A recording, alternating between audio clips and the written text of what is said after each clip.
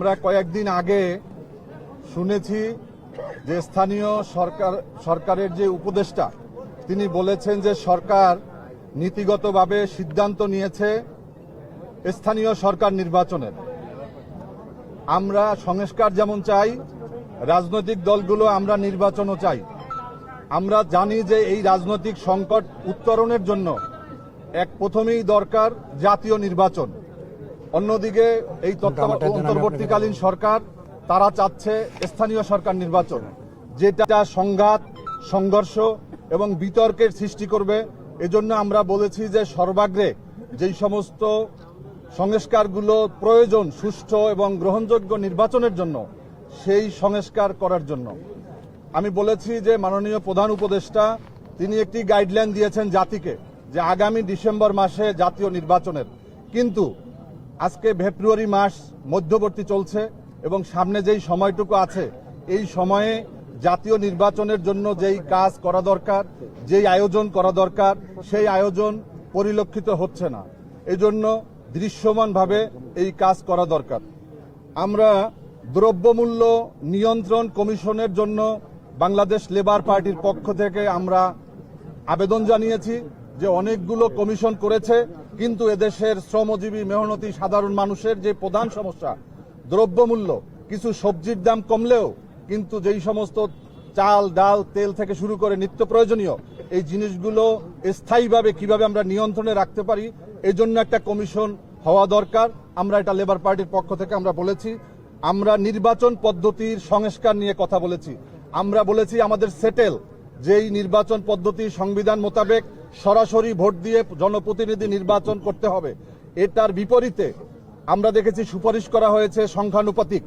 আমরা এটা যেন কোনোভাবে সংখ্যানুপাতিক না হয়, এটা আমাদের সংবিধানের সাথে সাংঘর্ষিক। এই বিষয়গুলো আমরা বলেছি। আমরা বিশ্বাস করি সরকার এদেশের জনগণের প্রতি আস্থা এবং বিশ্বাস এবং আগামী দিনের পথ চলাকে সুন্দর করার জন্য সবাই তারা সুন্দর একটা সিদ্ধান্ত নেবে এবং আগামীতে আমাদের বিভিন্ন সংস্কার কমিশনের সাথে রাজনৈতিক দলগুলোর সাথে আমাদের বৈঠক হবে। ওকে, থ্যাংক ইউ।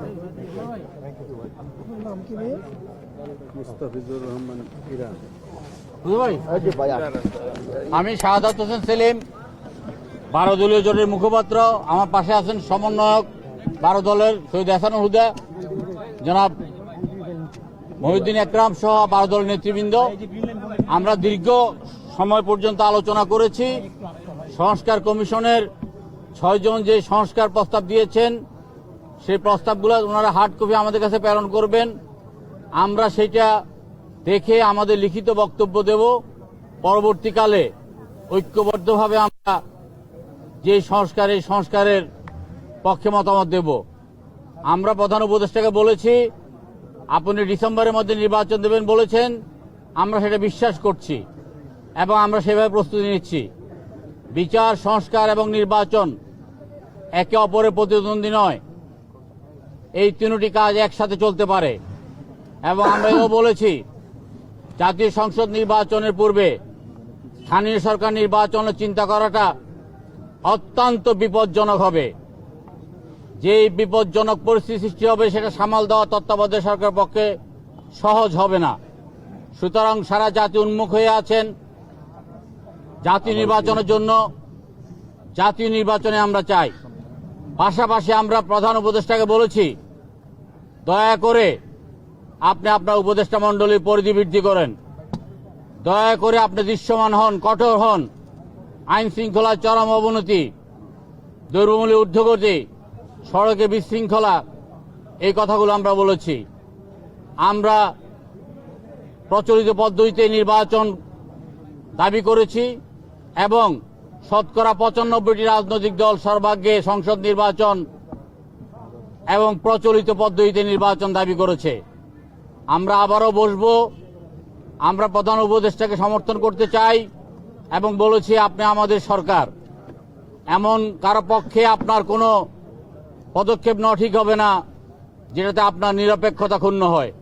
বাকি বক্তব্য রাখবেন আমাদের সমন্বয়ক আপনার সৈয়দ হাসানুল হুদা।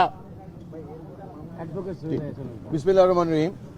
আজকে আমরা জাতীয় ঐক্যমতের যে সভাটি করলাম, সভাপতি ছিলেন ডক্টর মোহাম্মদ ইউনূস এবং সংস্কার কমিশনের ছজন প্রধান ছিলেন।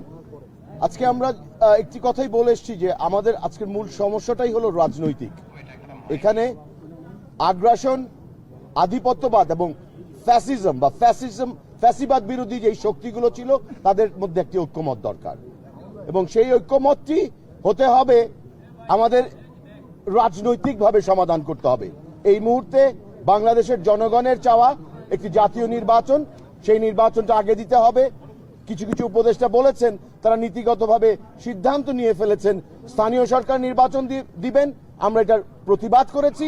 বাংলাদেশে একটি গৃহযুদ্ধের মতো অবস্থা সৃষ্টি হবে যদি আজকে কেউ স্থানীয় সরকার নির্বাচন দেওয়ার ব্যবস্থা করেন, এবং আমরা সেই সাথে আওয়ামী লীগ এবং তার দোসরদের যারা গত নির্বাচনে আওয়ামী লীগের সাথে অংশগ্রহণ করেছিল তাদের ব্যাপারে আইনি ব্যবস্থা নেওয়া এবং তাদেরকে নিষিদ্ধের দাবি জানিয়েছি। ধন্যবাদ আপনাদেরকে। Thank you. আরে ভাই, আরেকজন আসছে, কথা বলবে, এখন আর টাইম নেই। এটা আসসালামু আলাইকুম।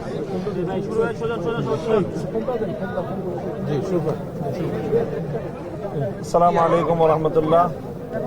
আজকে বাংলাদেশের মাননীয় প্রধান উপদেষ্টা জাতীয় ঐকমত্য কমিশনের পক্ষ থেকে সকল রাজনৈতিক দলগুলোকে আহ্বান জানিয়েছিলেন যে চলমান যে সংস্কার প্রক্রিয়া, এই সংস্কার প্রক্রিয়াটির প্রথম ধাপ সম্পন্ন হয়েছে এবং দ্বিতীয় ধাপের সূচনা লগ্নে আজকের এই গুরুত্বপূর্ণ বৈঠকে তিনি আহ্বান জানিয়েছিলেন।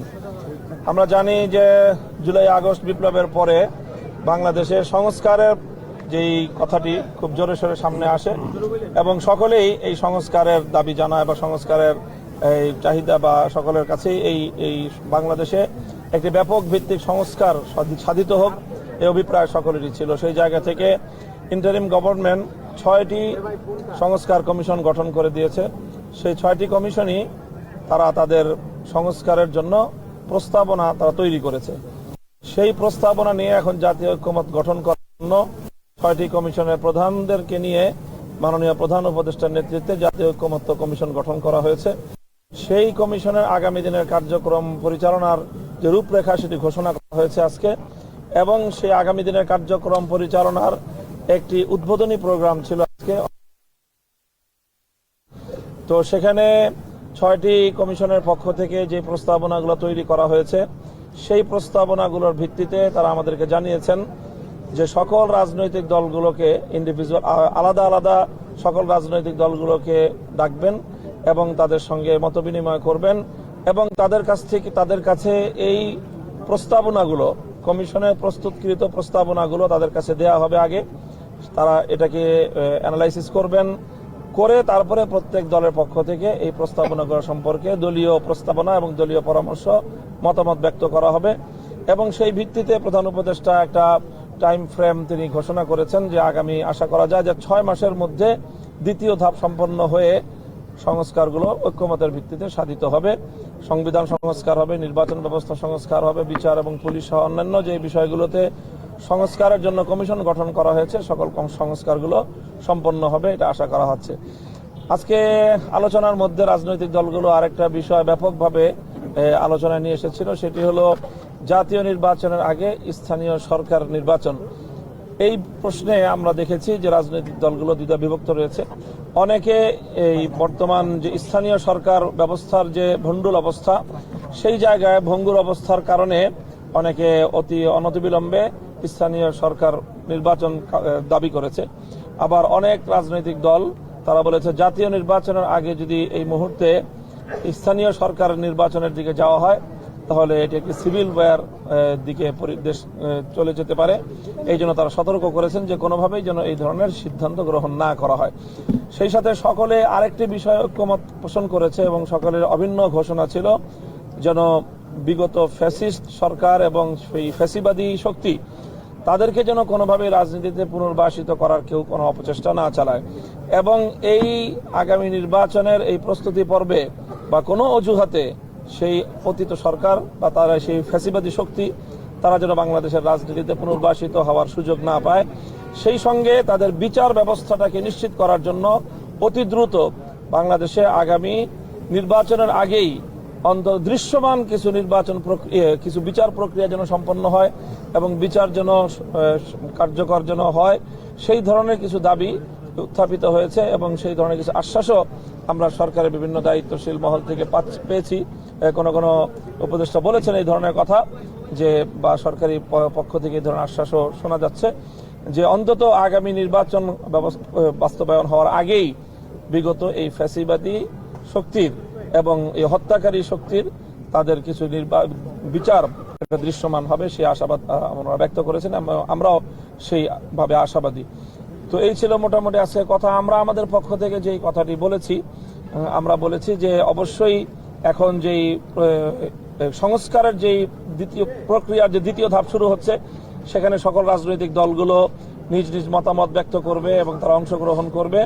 সেই সাথে আমরা চাই যে এই সংস্কার প্রস্তাবনা এবং সেটা বাস্তবায়ন কার্যক্রম শুরু হওয়ার শুরুতেই যে বিষয়গুলো সমাধান হওয়া উচিত, নির্ধারিত হওয়া উচিত, সেগুলো হলো আগামীর বাংলাদেশের ভিত্তি কি হবে, আগামীর সংস্কারের ভিত্তি কি হবে। সেজন্য আমরা মনে করি যে জুলাই আগস্ট বিপ্লবের যে একটি ঘোষণাপত্র জাতির সামনে ঘোষিত হওয়ার কথা আমরা জোর দিয়েছি, সেটি যেন অনতিবিলম্বে সেই ঘোষণাপত্র যেন জাতির সামনে ঐক্যমতের ভিত্তিতে চলে আসে। সেই সাথে আগামীর বাংলাদেশ আমরা কেমন দেখতে চাই, অবশ্যই 2024-এর আগস্ট বিপ্লবের পূর্ববর্তী বাংলাদেশের আমরা পুনরাবৃত্তি চাই না। এজন্য বাংলাদেশটাকে আমরা যেভাবে আগামীর বাংলাদেশ দেখতে চাই, সেখানে যেই অতীতের যেই বাংলাদেশের যে ঘটনা প্রবাহ, সেই ঘটনা প্রবাহের সূত্র ধরে 47, 71 এবং 2024-এর যে বাংলাদেশ যেই ঘটনা প্রবাহ, সেই ঘটনার ভিত্তিতে যেন আগামীর বাংলাদেশ গড়ে ওঠে, সেই ধরনের প্রত্যাশা আমরা ব্যক্ত করেছি। নির্বাচন ইস্যুতে আমাদের বক্তব্য সুনির্দিষ্ট, সেটাই যে প্রয়োজনীয় সংস্কার হবে এবং প্রয়োজনীয় সংস্কার শেষ হওয়ার পরে চলতি 2025 সালের মধ্যেই 25 সালের শেষ নাগাদ যেন অন্তত জাতীয় নির্বাচনটা অনুষ্ঠিত হয়, সেই প্রত্যাশা আমরা। স্থানীয় সরকার নির্বাচনের ব্যাপারে আমরা আমাদের দলের পক্ষ থেকে সুনির্দিষ্ট কোনো বক্তব্য রাখিনি এবং এই ব্যাপারে আমাদের এই মুহূর্তে কোনো বক্তব্য নেই। আমরা মনে করি যে এই ব্যাপারে রাজনৈতিক দলগুলোর ঐক্যমত হওয়া প্রয়োজন, এরপরে স্থানীয় সরকারের নির্বাচন আগে বা পরে হওয়া, এটা কোনোভাবেই রাজনৈতিক দলগুলোর মতবিরোধ সহ এই নির্বাচনের দিকে দেশ যাওয়া কোনোভাবেই উচিত হবে না।